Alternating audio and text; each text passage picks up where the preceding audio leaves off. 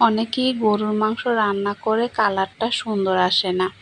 আমার মতো এভাবে রান্না করলে কালারটাও সুন্দর আসবে, খেতেও মজা হবে।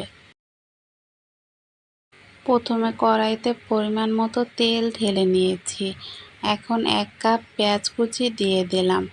এখন কিছু গরম মশলা দিয়ে দিলাম। এর মধ্যে একটি তেজপাতা ছোট ছোট করে কেটে নিয়েছি, 2টি দারচিনি, 7-8টা লবঙ্গ, 7-8টা এলাচ দিয়ে নেড়েচেড়ে পেঁয়াজগুলো লাল করে ভেজে নেব। পেঁয়াজগুলো যখন লাল হয়ে যাবে তখন মশলা কষানোর জন্য কিছু পরিমাণে পানি দিয়ে দেব। এখন 1.5 টেবিল চামচ আদা বাটা, 1.5 টেবিল চামচ রসুন বাটা, 1 চা চামচ জিরা বাটা, 1 টেবিল চামচ হলুদের গুঁড়া, 1 চা চামচ মরিচের গুঁড়া, 1/2 চা চামচ ধনিয়ার গুঁড়া, স্বাদ অনুযায়ী লবণ দিয়ে নেড়ে চেড়ে মশলাটাকে ভালোভাবে কষিয়ে নেব।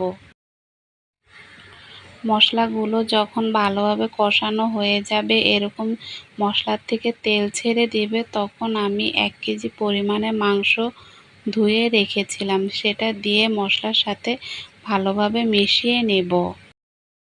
কিছুক্ষণ ঢাকনা দিয়ে ঢেকে রাখব। কিছুক্ষণ পর আমি ঢাকনা উঠিয়ে নেড়ে চেড়ে দিয়ে আবারও ঢাকনা দিয়ে ঢেকে রাখব, আর চুলার আঁচটা থাকবে মৃদুতে। কিছুক্ষণ পর পর ঢাকনা উঠিয়ে নেড়েচেড়ে দিতে হবে।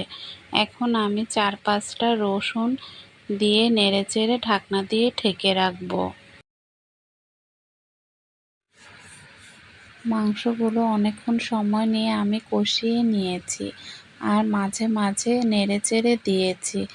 এখন আমি 4-5টা কাঁচামরিচ দিয়ে দেব। মাংসগুলো আমার 80% মতো সেদ্ধ হয়ে গিয়েছে। এখন আমি 2 কাপ পরিমাণ পানি দিয়ে দেব মাংসগুলো পরিপূর্ণভাবে সেদ্ধ হওয়ার জন্য। এখন একটু নেড়েচেড়ে ঢাকনা দিয়ে ঢেকে রাখব কিছুক্ষণ। বলক চলে আসলে ঢাকনা উঠিয়ে নেড়েচেড়ে মৃদু আঁচে আবারও ঢেকে রাখব। ঝোলটা টেনে গিয়েছে। এখন 1 চা চামচ পরিমাণ জিরার গুঁড়ি দিয়ে চুলা থেকে নামিয়ে নেব। আর তরকারির কালারটাও দেখুন কতটা সুন্দর এসেছে। এতক্ষণ পর্যন্ত আমার ভিডিওটি দেখার জন্য সবাইকে অসংখ্য ধন্যবাদ।